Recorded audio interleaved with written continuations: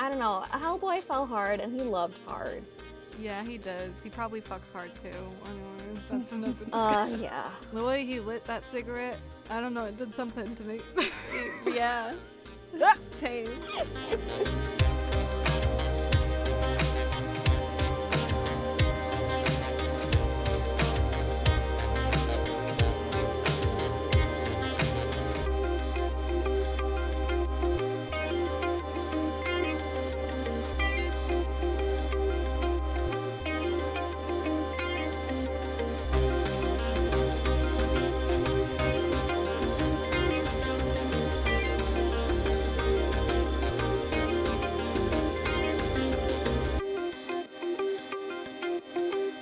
Hello! Welcome back to Romancing the Monsters. I'm Em. Hi, I'm S. I'm Seth. And today we have something a little different for you. We're doing something for the first time. Reviewing/discussing a movie. Seth has been wanting for us to watch this movie for forever. Mm-hmm. Yeah, because and it's then- like the one movie I've never watched in my whole life. Yeah, like the one movie. We all know the list for me is extremely long. And also, we started seeing this movie pop up everywhere mysteriously. So we were like, this is a sign. So here we are. Yeah. And the movie is, as probably the title says. So I don't know why I'm dragging this out like it's a I don't surprise know. or something. HellBoy! We watched the first HellBoy movie. Should we just go into what it is about? Sure. Okay. Yeah, and then we'll just quickly, I'll just quickly go over it. Sure. So basically, the movie starts off with like a flashback to the end of World War II, and we got the Nazis attempting to open a portal to like this paranormal like dimension in order to defeat whatever they call the Allies. And with, so they got like this guy, Gregori Rasputin or whatever. He's leading the charge. He's willing to open this portal, and the only thing they're able to summon is like this baby little mini demon. He's a little red boy. And then they ended up calling him HellBoy. That ended up being his name. And he was raised by the professor who was like kind of narrating the flashback. And it's 60 years later, and HellBoy serves as an agent in the Bureau of Paranormal Research, and Defense. And so he has kind of like, he's part of a team where there is like this merman, like I guess aquatic humanoid species guy. His name is Abe Sapian. He's part of the team. And then there was also Liz Sherman, but she had ended up leaving the team and kind of putting herself in a mental asylum because of like she feared her powers, which is like pyrokinesis, and she cannot really control her not new power. She's always had it. And yeah, so basically HellBoy is raised by Professor Broom, and they have been called to like this museum because of this demonic activity that's happening. And through that, we discover that Gregori Rasputin is back, and he wants to open the portal once again and finish what he started. Exactly, and that is basically releasing this dark god. And it was foretold that HellBoy would be the one to open the gates. And so basically that's the story with like, going on there. And then HellBoy is also like kind of struggling with his emotions he feels for Liz and it not being reciprocated. Yes. So before we go into what we thought of this movie, maybe we should just quickly mention who produced and wrote this movie, and also yes, because I feel like that's important. Guillermo del Toro. Yes, the man who understands the monstrous stands of this world. Yes. So how did you guys like this movie? It was good. I Explain loved yourself. it. Oh my god. Okay. So I kind of didn't know what I was gonna go into. Like I've seen scenes and like photos from the movie. And starting off, I felt like it was a little slow after that. Yeah. Right. Yeah, I felt that. But it was good. It had its moments where it kind of like warmed my heart. Like I didn't think it was gonna be. In regards to HellBoy, like he had like his sweet moments, and I felt like a little sad for him at times, but it was good. I enjoyed it. It was a little long. I'll admit. Yeah. I would agree with that. Yeah. Yeah. Didn't necessarily need to be over 2 hours long. Yeah. What about you, Seth? Okay, so basically I'm a huge fan of Guillermo del Toro, which is like the director, producer, writer. Mhm. And I like watched majority of his movies, this being one that I haven't watched, this and the second Hellboy. And I'm kind of mad at myself for not watching it sooner, but then I like that, I'm having this experience with you girls. And yeah, I enjoyed the movie overall. Like as said, I found the beginning kind of slow as well. But overall, like it had a great soundtrack, it had like great characters. Hellboy was like a really interesting character, and I wasn't expecting him to be the way that he was. Like he was very like soft and like he was still like very much like sure he has his demonic qualities, but like more or less he was just like a guy trying to figure out the world and like how he fits in it, and like his feelings for Liz, and like I liked that whole dynamic of it, and I even loved Abe Sapian. Like he was a great character. Overall it was just like a fun movie, and it was like it's what we read about, and I enjoy like watching it. Finally, it's just great. Yeah. What about you, Em? I think fun is the key word. Like, honestly, I personally had not really heard of about this movie. I hadn't really seen images from it either. Well, when you showed me who Hellboy was, I was like, oh, that seems familiar, but honestly, I had no idea what I was getting into. I didn't even watch a trailer, so to be honest, I was like clean slate, started the movie not knowing what the hell to expect, and then it starts with this whole like World War II thing, and I was like, wow, okay, was not expecting any of this, but really loved how they, took their time to establish the backstory for Hellboy, for how, you know, he arrived in this world. I had such a good time, honestly. I love One Big Red Boy, honestly. Love. But the characters are really like, you get attached to them. I think for me personally, the one character I didn't quite get attached to was the girl. Liz, yeah, she's a little difficult for me. Like, I want to, but there was something about the acting maybe, or just how she was portraying the character, that I wasn't quite able to connect with, because there is something that didn't feel quite genuine in the compared to Hellboy and the actor. I actually read something on that. Okay. So basically, the actress Selma Blair, I read an interview, and she was like, she wanted Liz to be very like zombie, like lifeless, because of like her story in this movie. In this point, she doesn't know who she is. She's not accepting who she is as a person. And so it kind of like, I guess Selma wanted to portray a girl that like is just very much detached from everything around her.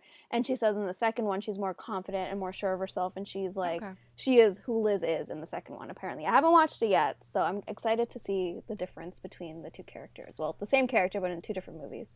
Okay, well, that makes sense. I was told that apparently there's a mean elf. Yes, I've been hearing that too. One, so I'm interested. But yeah, overall, love Hellboy. I love his swagger. I love his attitude, his arrogance, but also like, he's got a big heart, and he treats this as his job, but really he treats it as his duty. He feels that he has to do these things because he wants to, part of it. I think he wants to help out. I just loved his little journey. It feels like, I know that there are comics, and I don't know if they were written after this movie or before, but it did feel, especially when it comes to Liz and Hellboy's storyline, it did feel in some parts like I was missing pieces of it. And that's when I was wondering, is that like from the comics perhaps, if they were in fact written before the movie became a movie. I actually read something on that too. Oh wow. Look at you, Miss Research. Okay. So basically in the comics, so they're written before the movie. In the comics, Abe, Hellboy, and Liz were more like siblings. So some people were kind of interesting, I guess, upset, I guess they would be the word changed to that? say, that they kind of made them romantic, where like it wasn't like that in the story in the comics. I don't know if it was all the comics, but like I think that was just a general vibe, like sibling vibes from them. But Guillermo del Toro, being him, decides to make it a romance. Because why wouldn't you? Okay? There's Yeah. nothing wrong with movies that do not have romance and people that are just strictly friends. But listen, if you're gonna have a sexy, hot, big red boy in your movie, come on. There needs to be a little romance. There Something. needs to be a little romance. Come on. Also, I love Abe so much. Yes. My little fish boy. He was so cute. Adorable. I love him. I love how he's so like intellectual and Yes. like wise and so soft and sweet, and like that scene when he's like at the bottom of whatever that was in some kind of like restroom or whatever, like I don't know, he was in water and there was like In the water, yeah. yeah, and And he gets I attacked. was scared for him. I was like, Yeah. oh no, swim away. No, I was like, if Abe dies, I die. Like, I can't. I love Right? him. He's such a Yeah. cute little dork. I just can't. No. And he was left alone to mend his wounds, and I was like, baby, I'm here. I'm here. He just needed some water. He was fine. Yeah. So one thing that I feel, okay, so the thing that I love most about this movie is probably the underlying message to it. And this movie opens with Professor, what did you say his name was? Broom. I'm not very good with names. You should know that about me at this point. Professor Broom opens the movie by saying, what makes a man a man? And this is a question that he asks. And then you go through the whole movie of, you know, seeing HellBoy and his journey and blah, blah, blah. And then it ends with, and yes, I'm jumping to the end, okay? It's fine. But I just feel like, let's open with this quote, because I do think it's, like, important and makes sense for the conversations that we have on the podcast. Yeah, of course. But essentially the movie ends with Myers, who is another character which we haven't mentioned, but really enjoyed Myers, to be honest. John? Yeah, John. John Myers? Yeah, okay. Yeah. He says, he answers the question that he was asked by Professor Broom at the beginning, and he says, what makes a man a man? A friend of mine once wondered, is it his origins, the way he comes to life? I don't think so. It's the choices he makes, not how he starts things, but how he decides to end them. And I love that. I really do. I think it's what we always try to talk about, and how we always look at characters, even, you know, villains. You know, I feel like this, yes, it applies to like monsters who, you know, are treated as monsters but actually don't deserve that. But I also feel like it very much applies to redemption stories, you know, like what I want out of a redemption story and why I believe in it so strongly is this, you know, it doesn't matter what you did as long as you make the choice to change that, you know, where you end up is what matters. And I'm gonna get philosophical, but I just feel like we live in a society that really is stuck in the past, you know, like we're constantly thinking about the past and very little about our future, which is in part why we do not give a shit about the environment most of the time, most of us.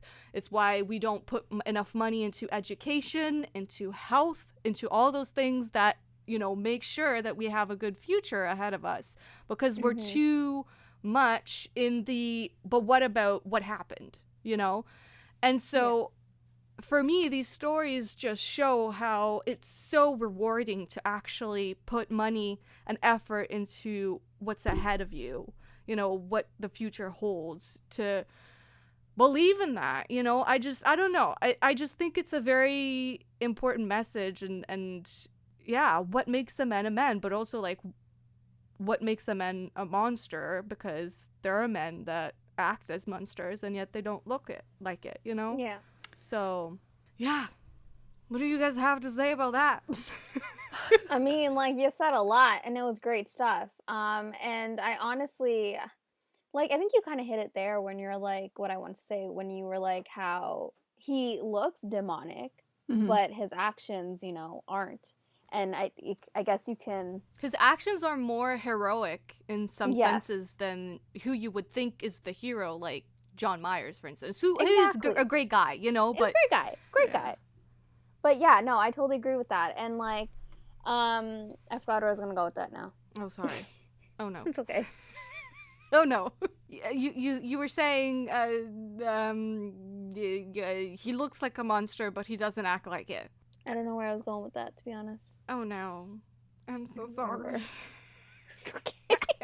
Can we also add in, there was a conversation that Liz had with Myers kind of towards the end. No, we're going to the end, guys. Sorry, towards the end. I don't know. So on brand for us. We can't help ourselves. It's fine. To be expected at this point. Where Liz and Myers have a conversation and yes, and they talk about HellBoy. And something along the lines where Myers asked her, "Oh, do you have feelings for me?" or something like that. And she looked at him and was like, "It doesn't matter white or red," or do you remember something like that? Yeah. White or red. Men are all the same. Yeah. Men are all the same. Like, it doesn't matter if it's HellBoy or a monster or a human. And I think I blinked out too. Oh my gosh! What's wrong with us today? Well, I think she was saying that, I think she was saying that mostly because she was just trying to avoid answering his question and, being kind of like, sarcastic or cynical about it. Like, men are all the same no matter the color. Yeah. Like, It doesn't matter. But and like, it was not the time to ask her about it wasn't that the time, Myers. Like, y'all are Yeah. about to die. There's monsters walking around, creeping around. You could, like, I don't fucking know, but, like, not the time. But I guess Myers was like, well, might as well, we're gonna die. But I think it can be interpreted as, like, it doesn't matter what you look like at the end of the day. It's how you act, how you the things that you do. It's that's what matters. It's not the way you look. Then do you think it took Liz a while to see that from HellBoy? No, I think she knew from the start. I got the vibe that they knew each other pretty well. Yeah. But they grew up together. But in the beginning, I felt like she was just kind of like, I don't want to say over him and his like antics. It just kind of seemed like she was just over him breaking out, him always going to see her.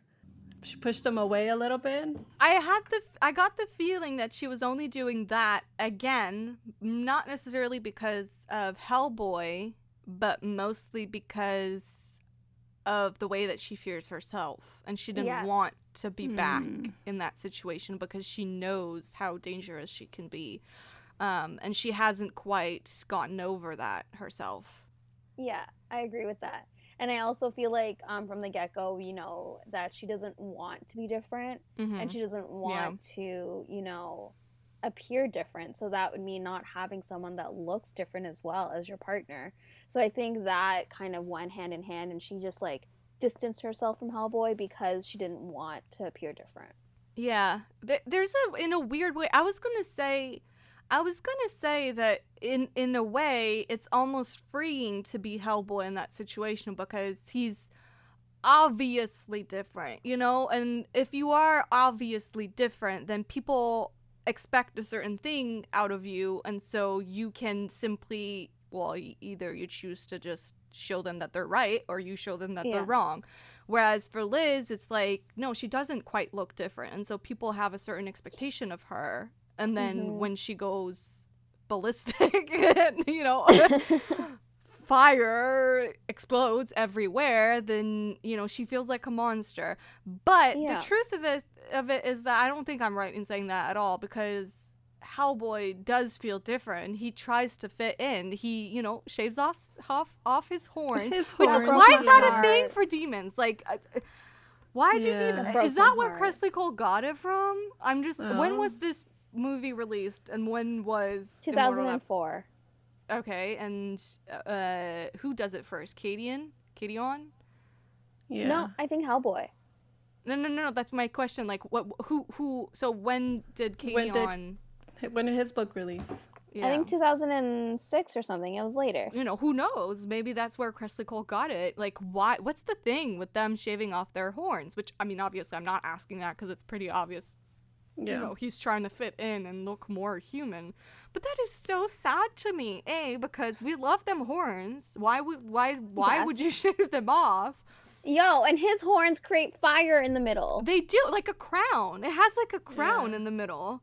Which I just think is hella cool. And also, like, hello, she's like blue fire and he's like red fire. Hello. I know. Yeah. Anyways. Yeah. He definitely tries to fit in, you know. I know. And, like, also going back to your comment where you said that, like, it's freeing in a sense to be him. I agree with that, but, like, to an extent, because I feel like he was never even allowed to leave the compound at all. He was never What allowed was to be that cited. about? What was that about? Like, I get because it. Because he's different. And he was the only, I guess, only one of his kind, and they didn't want that out there. And obviously people would fear that, you know, they would fear HellBoy. So I think, he just didn't really have a childhood, didn't really have an adolescence. He didn't really have, like, even, he's 60 years old and hasn't even really, like, stepped outside for just to hang out. We love an older man. But did they say mentally he's, like, 20 years old? Yeah, something like that. Yeah. Barely mature. But it's interesting, though, because so they don't trust him enough to let him just free in the house and just, you know, under the assumption that he's not going to go out, and if he does, he won't be seen. Yeah. That feels weird to me, but also he lets himself be confined to a room because we know he can get out when he wants to by just literally punching the wall open, you know, like he can do it. He did that. So it's for appearances more than anything else. Like, he's letting them more or less imprison him. Like, there's something fishy about that on both sides, you know, on why he's letting them do that and how does that reflect how he feels about himself, but also why they feel like they must do that and treat him in that way as opposed to just trusting him. Is it just, you know, a maturity thing? Like, maybe they just don't think that he would agree to it and do the responsible thing, or I don't know. Both sides, there's something weird there. I just want to say, isn't it, like, for him on his side, isn't it him letting himself be confined is because he doesn't want to disappoint his father? Oh. The Professor But Broom? Why should the acceptance and love and care of your parents should not be defined by whether or not you're confined? Like, that feels wrong to me. It should depend on you being free, you know, being free to be who you are and therefore free to be loved as you are. Yeah. And I think, so what I wanted to say was looking at the way he got introduced was more so they feared him. They feared a little baby and tried to kill him until, you know, Professor Broom was like, actually, no, let's, you know, he's a boy, he's a baby, let's take him in. And he was raised with, like, this human mentality, but yet humans feared him from the get-go. And, like, maybe it's that whole, like, he doesn't want people to be afraid of him because he's different, and also people already are afraid of him. So, I don't know. And let's also not forget, Abe Sapian, he was also there in confinement. Liz was also there as a child. Yeah. So I don't know why these three individuals were, like, kind of locked away from the world until Liz left. Because clearly she could have left out of her own free will. She left and went to a mental asylum. Yeah. They all confined themselves in a way. So I don't know where this would go. For Abe, there's a difference, though, because for him, there's a necessity behind it. Like, obviously, he needs to live in water, and when he's out of water, course. He needs his little, like, thing to breathe. But for the other two, it's interesting, you know? And I do think that the reason why Liz willingly goes to an asylum and the way that HellBoy willingly lets himself be confined to more or less a prison, you know, high security type of shit, there's something that's echoed between the two here. Something that I think is like deep-seated belief that they both have about themselves. A fear, probably. Yeah. To a certain extent. Yeah. And I feel like for HellBoy himself, he doesn't even know what he's capable of. True. So. Neither does she, really. That's also true. Although she's had like episodes where like she completely loses it, but she doesn't remember. She never remembers her time when she's like all fire. She never remembers those. So yeah. And that's why I'm excited to see the second one, because I feel like at that point they're all like they're more so they've accepted their nature. They've accepted who they are by the second one. So yeah. There's something especially as a woman. There's something especially satisfying in witnessing a woman's journey to controlling her powers. Mm-hmm. You know, being given this tool, this powerful tool, not knowing how to use it or how, you know, what to do with it, which I think as women, you know, we exist in a society where, you know, patriarchy exists. Therefore, you know, power is not something that we're used to very much. And when we do have it, we feel kind of embarrassed or scared of it, or we don't know what to do with it, or, you know, we don't use our voice. We don't use the power that we do have. So there's something extremely satisfying about watching a woman go through that with, like, you know, something that's, you know, more tangible, where she actually has, like, you know, physical actual powers, and hopefully by the end of her journey, you know, she's embraced them. It's not something that she's scared of. It's something that she is proud of and uses and isn't scared to use them, you know what I mean, and feels that she's on an equal footing with those around her. So I feel like we saw a little snippet of that, like by the end of the story. We're back to the end. By the end of the story, where she kind of like makes what's his name, Meyer, step aside, and she's like, go hide behind this rock, and like you know, she uses her powers for good. She uses it to destroy all the eggs, destroy all the other demons, and like she remembers that moment, you know, like that's just one time I think where she took a power and owned it. Yeah, because clearly she knows the potential. She understands the potential, but that scares her. Yes.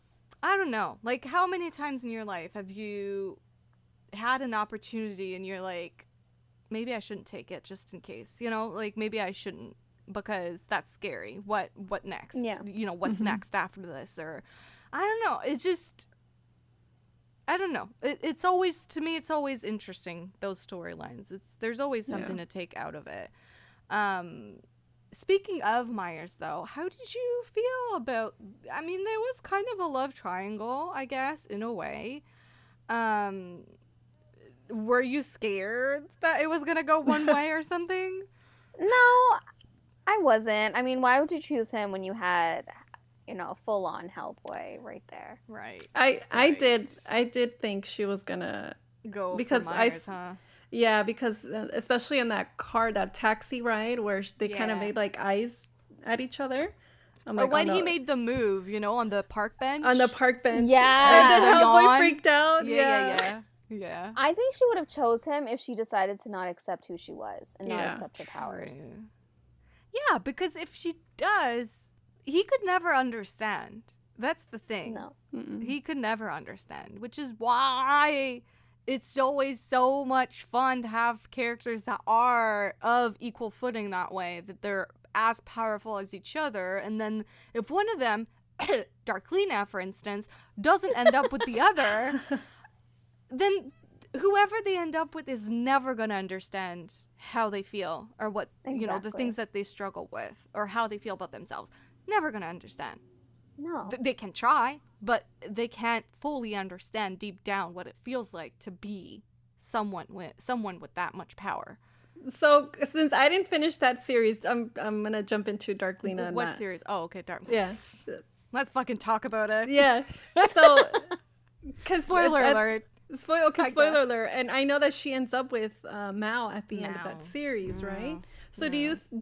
I didn't read it or anything like that, but do you think that her picking that life, something that's more simple and more safe, do you think maybe she was afraid of what she could become? Was it fear? You read the By series. the by the end, she lost her powers and everything, Oh, right? she did lose her powers? So, Yeah. so part of it, I think, was fear, but also she was punished for wanting someone like the Darkling, and therefore her powers were removed, you know, and punished by the author, I mean. Oh. So I guess in the end, they were, I guess, equal in that way, but from my understanding, I think she might have gotten her powers back in the following duology or whatever it was, like the King of Scars or whatever. Like, I think it might be mentioned that somehow she got them back. I don't fucking care, to be perfectly honest. That's how her arc finished, and therefore that's how I take it, and that's never fall in love with the Darkling. You're gonna get punished for it, and then it's gonna take everything out of you. Damn. Yep. Well, on that note, I I don't even know where I'm gonna go with that. Let's talk about another entity of darkness, and that is Gregori Rasputin. How did you feel about him as the villain? I thought he was Merlin. He reminded me of that guy from Cursed? Yeah. Is it the same Yeah, actor? I kind of got that vibe too, and I was like, oh, that's not the same guy though. Okay. He's a very Merlin-like character, I guess. Yeah. Like a wizard, but like a dark wizard. He was a Nazi, so like Yeah. Bad. I mean, like, I thought his character was just very like one-dimensional. He's like your typical villain, you know? Like, he's there to unleash darkness and bring about the end of days. And, you know, it's very much like villain-esque. Just the general villain. But, I mean, I was more interested by, like, the weird, scary guy that, like, literally was all parts and he kept animating himself again. I just wanted to know how that worked, and I wanted to know how he was able to do that for himself. Yeah, it was scary. I was scared I was going to have nightmares after this. I didn't. But how does that work? Yeah, and especially when, like, he kind of, like, I guess, de-animates himself, turns himself off, gets captured by the bureau, and Professor Broom is like kind of examining him, and he's like, oh my gosh, this guy's been stitched up so many times. He removed his eyelids, he removed his mouth, he did it himself. He says self. It wasn't self-mutilation. It was another term. Or something. Yeah, something like that. Like, he enjoys the act of doing surgery on his own body. No, like, my eyelids are important. Yeah. And his lips, like, everything's gone. He just has teeth, and then the mouth hole. It's ugh. He was a living, not even living, unliving dead body. Yeah. He was really creepy. And he was like, he obviously lacked all humanity and like just was like brutally murdering everyone, including poor Professor Broom. That was sad. Yeah.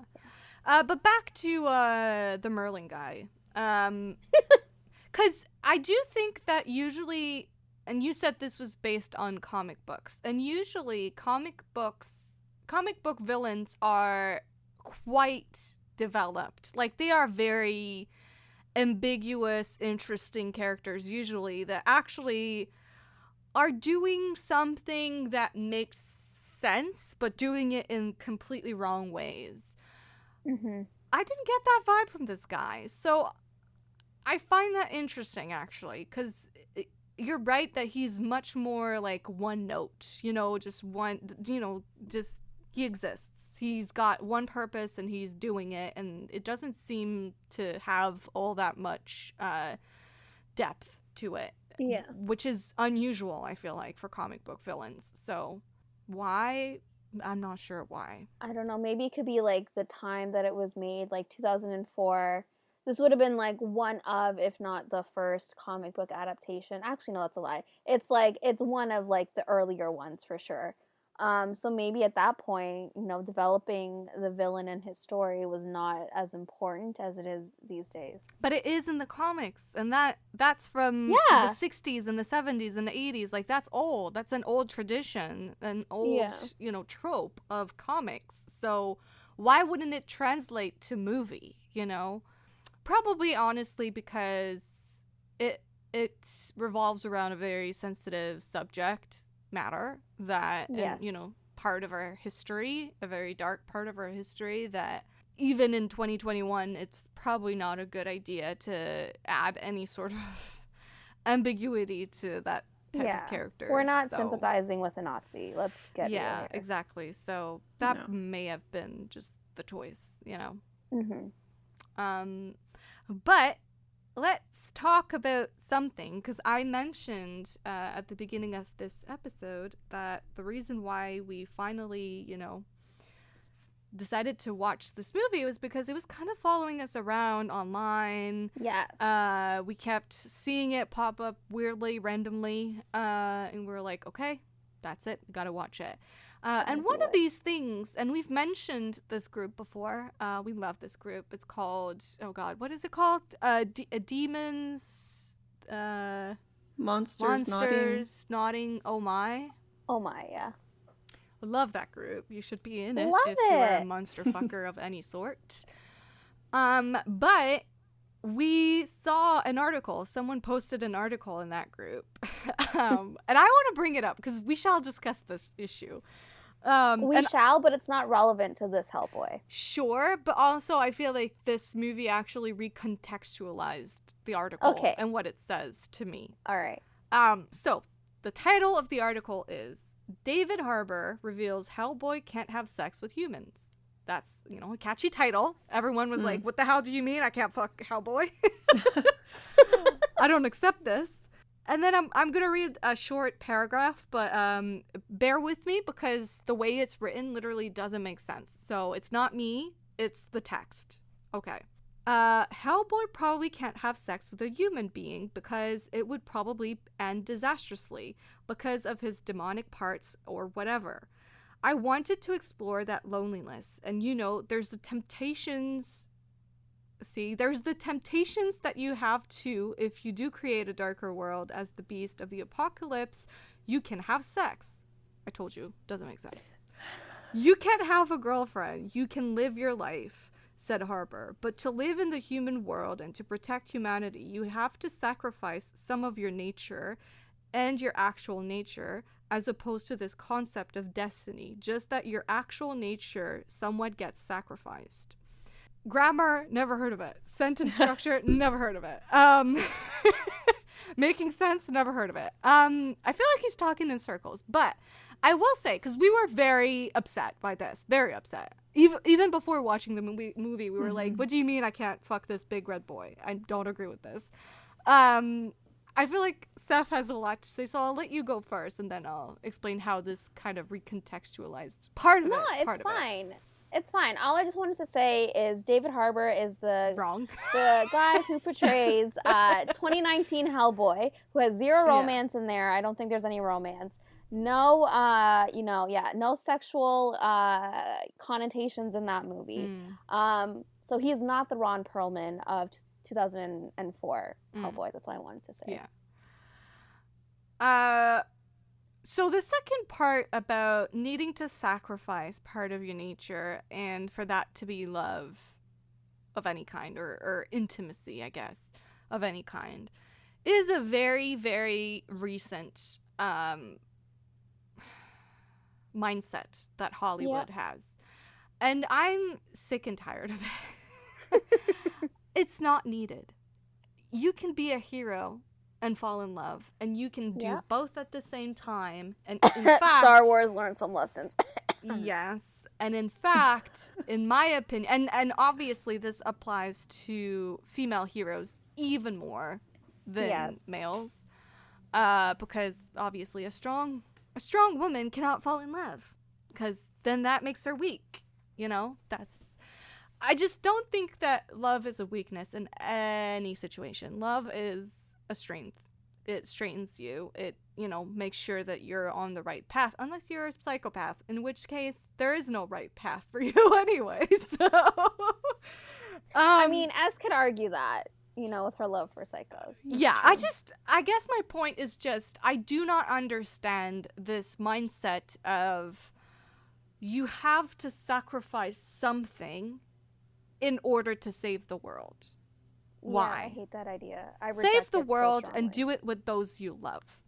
Why is that? Yeah. Like, the 80s understood that concept very well, I feel like. And I don't know why we've gone so far out of that.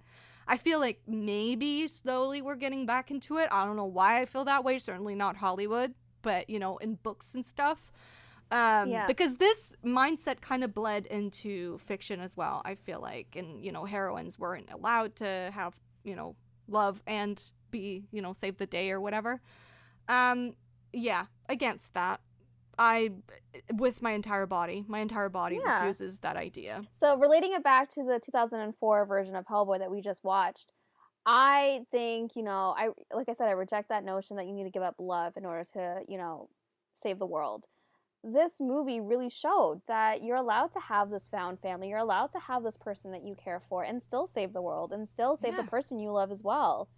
And yeah, honestly, I hate that idea that, you know, you must become a monk or a saint or whatever. Yeah. You know, your family is what makes you strong. The people you love, the people that support you, they are what holds you up, you know, and makes you feel like, yes, I can do this. I got this because I got all these people that I love, and I want to go out there and do this for them. Because, like, listen, I'm all about world peace, obviously, but the thing is, when you think about it, you think, I want this because I have so many people that I love, and I want them to be happy and safe.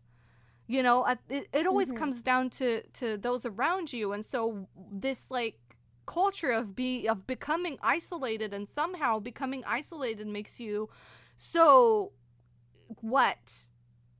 It makes you cold-hearted, in my opinion. Like, it makes you not connect with those around you. And then how does that somehow translate into you wanting what's best for the world if you're so disconnected? Yeah, I can see that. But I also, maybe on the flip side, becoming so isolated and not having those, I guess, relationships or those connections with other people kind of makes it so you have nothing to lose. I don't know if that's the way David Harbour was going with this article, that, like, you know, having someone that you love is someone that is a weakness, and it's someone you can lose, and, like, you know, it can, like, obviously cause you intense pain. So I don't know if that's somewhere he was going with that, but I don't think so. Having nothing to lose is the mindset of a villain. That is also true. They have nothing to lose. They have nothing. Therefore, they can do whatever the fuck they want. Like, that to me is not the mindset of a hero. Because you're just gonna go down a dark path, in my opinion, if you have nothing to care about. And no one that cares about you. And obviously, like, not every story has to end in romance, but in some cases it is frustrating when it clearly wants to go one way, like the narrative is clearly trying to go one way, and you can tell that there were people working on a project that really wanted it to go one way. I'm being extremely salty about a certain piece of media right now. Yes, my brain's on the same page. You can tell it's going one way. And then people change that. People fear that because somehow we've evolved into a world that believes violence is better than sex. Yeah. And I feel like it's not even just what you're thinking about. It's not just Star Wars with Ben and Rey. It's also Game of Thrones with Dany and Jon. Yep. And it's just like, she was a strong, independent woman. And, like, of course you got to make her go, like, crazy in the last episode and, like, make him kill her. Like, what the hell were we watching? Anyways, I'm still bitter from that time. Yeah. Sorry. Yeah. Because she can't reach, you know, the limits of her power if she's with him. Yeah. She's got to go insane. A woman has got to go insane to reach that. Yeah. That is exactly what Hollywood's teaching us these days. Anyways, we're very bitter about this subject. Yeah. The one part that I think is recontextualized by the movie for me is the very first sentence where he says he probably can't have sex with a human being because it would probably end disastrously because of his demonic parts or whatever. Listen, at the end of the movie, when Liz and HellBoy kiss, they, like, literally burst into flames. he can't be hurt by her flames. She can't be hurt by his, I guess. I mean, he doesn't really produce fire, I guess, but like, I'm thinking here's the deal. She's not a normal, typical human being. So like, he can have sex with her. They look like they're doing just fine, you know? He maybe just can't have sex with us, unfortunately. No, I still don't buy that. She's still very much human besides her fiery powers. And the only reason she can be with anyone, I think, is more so like she obviously cannot control her fires when she has these amazing urges, you know, to be with HellBoy. And so I just feel like with her power, she has not yet controlled it. He's able to withstand her flames because of, you know, him coming from hell, basically, or like the other paranormal realm. I guess. And my boy also has a tail that moves. Tail. I love the fucking tail. There was not enough emphasis on that. Hello. No, and I need fanfic where this tail is in use. This tail is used. Also, fanfic, please, where the big arm, the big hand is used, because I've been thinking about that. Okay. That would wreck you. That would wreck you because it's rock. In more ways than one. Intrigued. Okay. Yeah. Intrigued. Okay, I feel like we've kind of like we've talked about everything, but like, can we also talk about like the romance and like how it developed and how it kind of, you know, changed throughout the story? So like obviously we've already said it starts off with HellBoy kind of pining for Liz and like going to look for her at the mental hospital. You know, wanting to reconnect with her and find that relationship that they had previously. And then she decides to return back to the Bureau because Gregori kind of like, I guess, awakened her powers once again. And so she was afraid again. So she ends up back there. And, you know, what's his name is there, Myers. And like she kind of has like a, I guess, a flirtation with him in a sense. And we've got HellBoy, who's very much jealous and possessive and like angry at that, like the idea that she's out in public with this random guy, and like, you know, they probably never had that.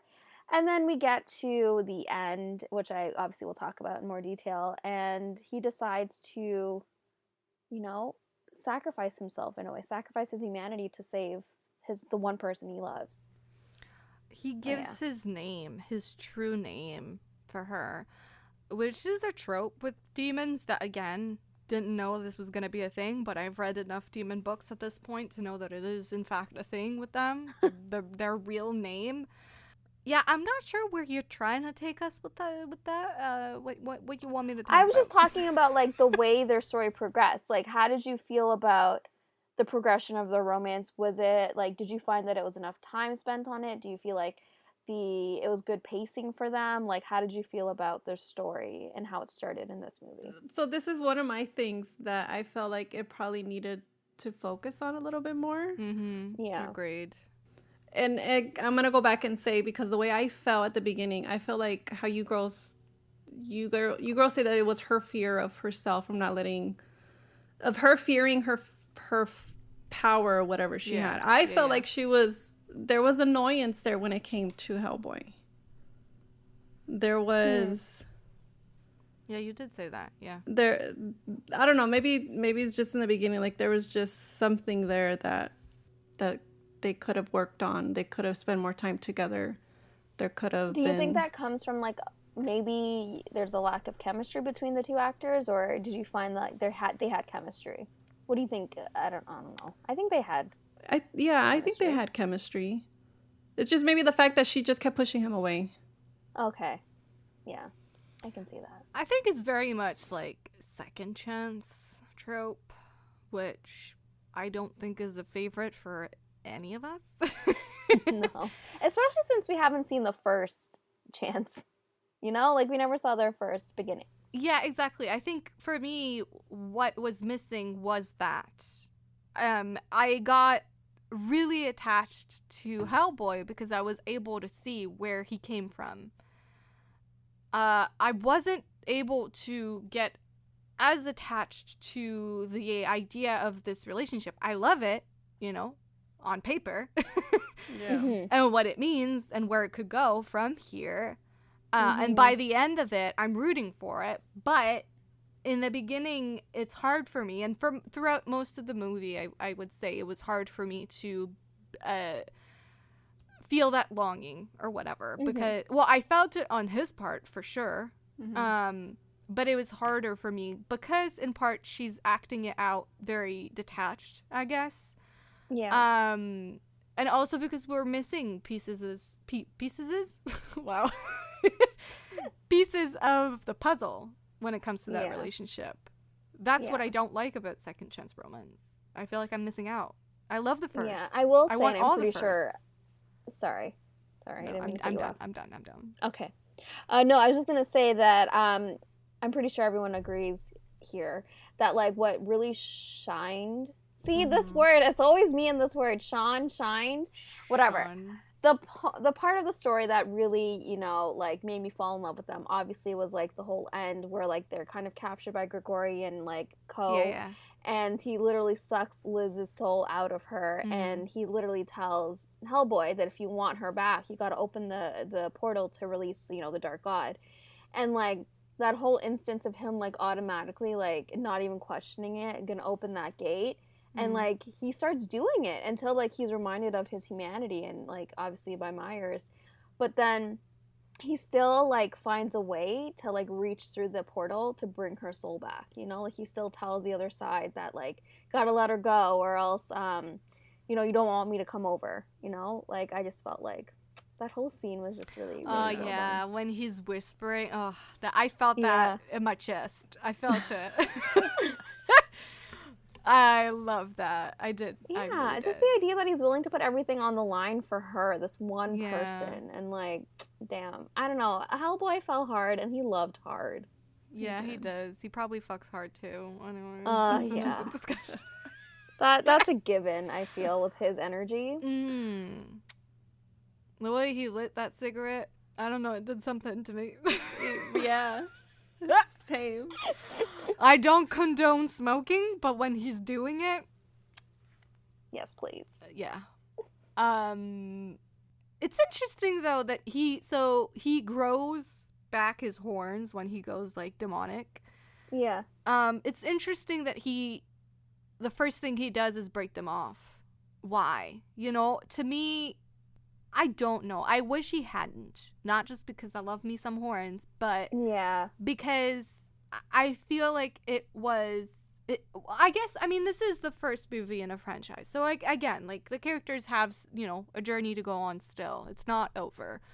But I would have liked for him to keep them as just, you know, a symbol of him fully embracing who he is.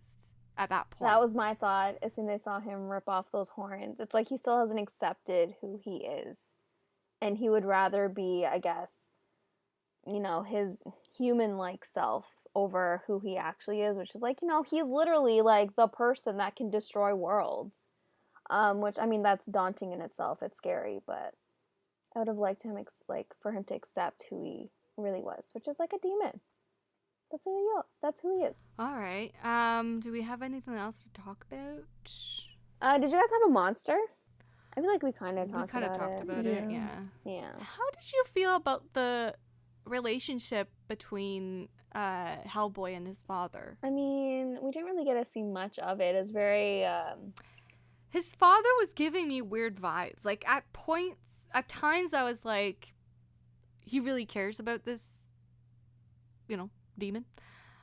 But sometimes, I don't know, again, maybe it was the actor, how he was, you know, acting it out or whatever, or it was intentional, but there were bits of it where I was like, feels a little weird. Like, I wasn't sure he was honest, you know, if he really wanted HellBoy's, you know, happiness and stuff, if that's what he wanted or not, or if he was just a pet project that he cared about, but in an ownership kind of way.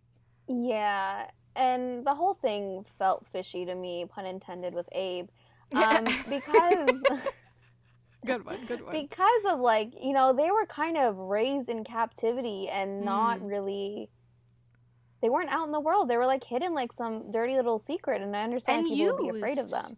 They are used in a way. They weren't given the choice. Here's the life that you could lead. It was like, no. You're going to help us out with our paranormal investigations stuff. And also, think about it in a way. HellBoy obviously grew up with humans and was raised with human moralities and all of that. But he's kind of instructed to kill not his own species, but like kind of his own people in a way. He kills demons. That's just like his purpose on Earth, is to like, you know, save the world from like all of these, you know, monsters and all of that. But it's like, I wonder if he ever thinks about like that could have been him. Like he could have been the one that was, you know, being murdered or killed. Yeah. What determines, or who determines who is worthy of being taken in and who isn't, and who is just a straight up monster that should be killed or put down or whatever. True. What makes a man a man?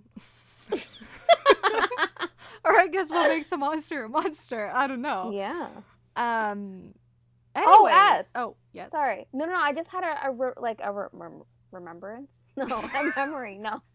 A memory? What's the word? A memory? A recollection? Oh. I don't know. Anyways, I just, you know, to relate it back to your comment about like, you know, her feeling like distant with HellBoy and like kind of annoyed by him. I remember that like that scene that I love so much also, where like they're in like the father's study and like he kind of confronts her about her like hesitancy towards like a relationship with him, and then he like gestures his face and like everything, and he's like, if he can change all this, he would. Yeah. Kind of referencing like he knows exactly why she's hesitating to be with him. My heart hurt. But that's how he feels. I don't think she feels that way at all. I think that's what he thinks, which, I mean, at the same time, I feel like that's what's stopping her from being with him, is because he doesn't appear human. And when at that point where she wants to be human. Yeah. I just love how this is every single book we read. Yeah. I love it. I love these movies because it's like, yeah, we read that a billion times before. I know what he's thinking exactly because, boy, I've read it.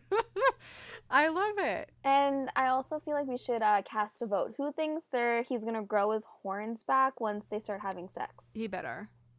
Oh, when they start having sex, okay, to hold on to? Yeah, she's going to need something to hold on to. You gonna ride that big beast, girl, without the horns? Better. I don't think so. You better hold on. I mean, he better. By the end of these movies, I don't know. Again, never even heard of them before now. I hope he does, but he I better. I don't know, to be honest. I feel like maybe they're trying to, like, show a monster can be a man. I don't know. A monster can be a man with horns, okay? Yeah. Men should have horns. How dare they not have horns is the question here, okay? How dare you be so boring looking, okay? Where's the tail? And how dare they not be sensitive? This man's like taking an electric saw to his horns, and like it looks like he's not feeling anything. But how are they not sensitive? They are. Remember Are they? when he burns himself with a train? Oh, he gets but thrown I think off. he Oh, burned right. his fingers though by Yeah, touching his them. fingers, not his like rock hand, but on Oh. his actual fingers. I don't think they are. It's kind of just a bone. There's no feeling in a bone. All the romance books we read, there are feelings up there. Yes, Yeah. well, Del Toro did not go that far, unfortunately. I don't think so. I mean, who knows? Listen, could still happen. A03 probably has that for you. Guys, I already went searching and I Oh couldn't my god, find of course you fanfic. did. Of course you did. Write it yourself. How about that? Yeah. Like, how many years later? Like, this is past, like, is this 16 years later? There's a market for it, okay? It's okay. or Bring it back. this is why so many authors are writing about demons. Maybe it's their way of being like, what if I wrote a big demon guy with That's horns? true, that's true. Make the horns sensitive. Hashtag make the Yeah. horns Yeah, sensitive. like the tails need to have their spotlight. Hashtag more tales and romance. Are you girls gonna watch the second one? Yeah. Probably. Are you? Yeah, of course I'll watch the second one. Are we watching doing it for the podcast? Yeah, I don't know. Maybe. Well, listeners, let us know if you want us to do an episode on the second one. Let us know. Exactly. Yeah. Let us know if you want us to do the second one. We would gladly do it for you. If you want to reach us online, you can find us at the RTM Pod on Twitter, as well as Romancing the Monsters Podcast on Instagram. You can also email us at romancingthemonsterspodcast@gmail.com. Twitter is Romancing the Monsters Pod, and we're on YouTube at Romancing the Monsters Podcast. If you find us on there, feel free to follow us as well. You know, that'd be great. Oh, and you I was doing so great. Feel free to follow me as well online. You can find me on both Twitter and Instagram at Foes and Lovers. And you can find me as on both Twitter and Instagram at ButThisBook. And you can find me, Seth, on both Instagram and Twitter at Pros with Woes. And also, please feel free to leave us a rating or review on any of the podcast platforms. It'll mean the world to us if you could do that. Yeah, hope you enjoyed this episode. It was a little different for us, but hopefully this is the first of many, because we have a lot of monster movies coming your way. Oh, we got great movies on our list. So hope you'll join us for that, and we'll see you next week, guys. Bye.